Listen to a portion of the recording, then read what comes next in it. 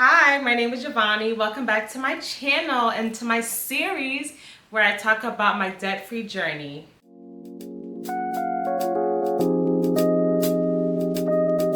All right, if you haven't seen my first video, I talk about how I had to make a big change into the way I viewed finances and how I was handling finances personally and for my business. So after me blowing through $16,000 of organic sales, I decided it was time for me to get serious, and I really had to take a look at how I was spending money, how I can make a change so I can implement this to my business. Moving forward, we're now in the month of February, where I decided that I needed to be a little more aggressive in how I was going about my approach in paying off debt. Now granted, I was able to pay $4,500 off in my business loan that I had, but I felt like I was still spending a lot because I was paying back bills that I believe were overdue from the previous months of me just not being serious. And then I was spending a lot on small expenses like hair, makeup, and eating out. So I really wanted to hone in on those categories and just take things more seriously. With that being said, in the month of February, I made sure that, again, I was still budgeting every week. Every time I got paid, took that money and said, where can this money go? I would open up the calendar in my budget spreadsheet, look in that week and see what bills had to be paid. Okay, from the Friday to the next, what bills had to be paid?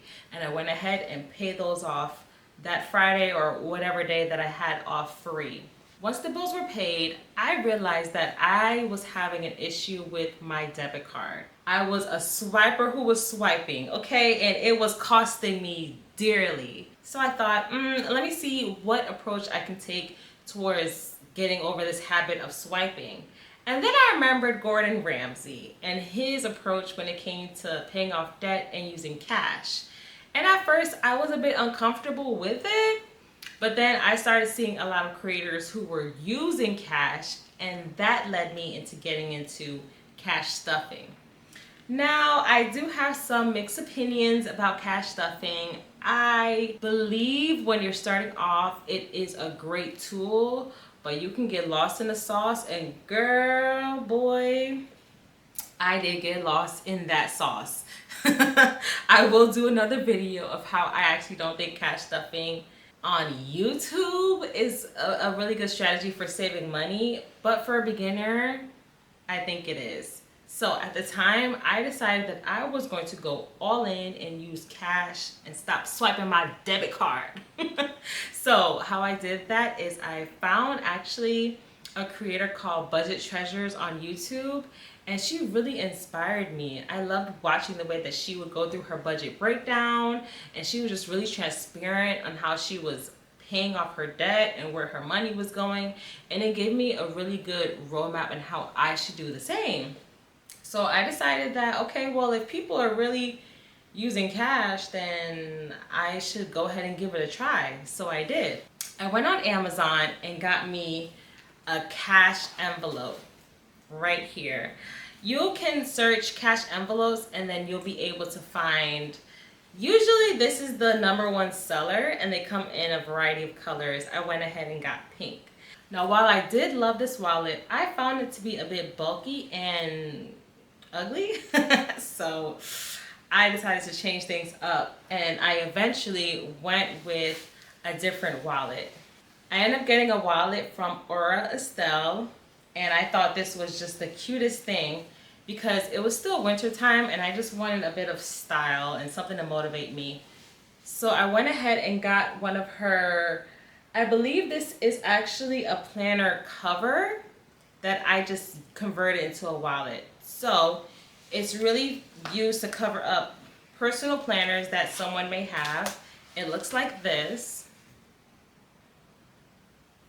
And then I just end up taking the binders that was in my Amazon wallet because I was able to just slip this into the wallet here, just like this. Oh my God! Wow! And then there you go. I had my cash envelope wallet. I don't use this system any longer, but in the beginning, this was so crucial. I was gun ho on using this. I would take this into stores, and when I would open it to the category of like household, when I was ready to pay for groceries, I'd have to open this tab, take the money out. It was crazy, and people would kind of look at me like, what? But it allowed me to really hone in on the categories because it put a hard stop into my spending. So if I would put on my spreadsheet that I was going to spend, I don't know, let's say $20 on health, like if I have to go to CVS or buy Tylenols or whatever the case, it would be a hard stop, $20. That's all I had to spend for the month. So it would allow me to think twice on if I really needed to purchase something because this was all I had. And it really just clicked in my head for me. Something about swiping just, it doesn't feel like the money's actually being removed. Like I know it is, but sometimes there's like a waiting period where the money's just on hold. So you technically have the money. It didn't decrease the total balance in your bank account. So you think, oh, did I really make that purchase? And then it all comes out at once. And you're like, wait a minute, where did my money go? Yeah, it's terrible. So I encourage you to use cash if you feel like you just don't have a hold on where your money is. It's a really great strategy to allow you to look at your behaviors. It allows you to really think twice on deciding if you really need to make that purchase or not. And it kind of gives you a little money hurt when you go to make a purchase because you see the money dwindling in your wallet and you're like, I don't like how this feels because this has to maintain me for another 20 days, 16 days, 15 days. So yeah, I love this system and it worked perfectly.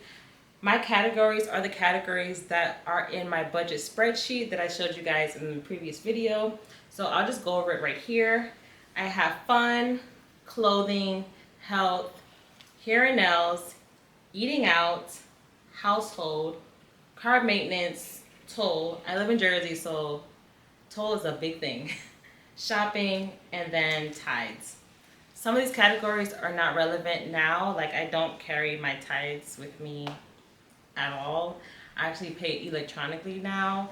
And cart maintenance, it's a good category, but I don't really have it in my wallet. So yeah, this is what I use. And this was just what kept me strict on my budget spending. Loved it. I think everyone who is really serious about budgeting and trying to fix behaviors should use cash. Dave Ramsey, he was onto something here. All right, let's move on to the actual spreadsheet and just review what improvements I made in the month of February. When it came to my bills, a lot of them were looking pretty normal this month because I was up to date on bills like gas, electric. I ended up paying $62, which is a lot more normal than what I was paying in January. And my cell phone bill also looks normal as well. Now, in February, I had a lot of bills. Things like gym payments, Apple iCloud, my parking tickets were out of control because I parked a lot over the holidays and accumulated a lot of tickets. So I started to pay those off as well, as those were debts that I had, or I just put them as bills, but I just wanted to clear off some parking tickets. So yeah, I paid like $130 in parking ticket.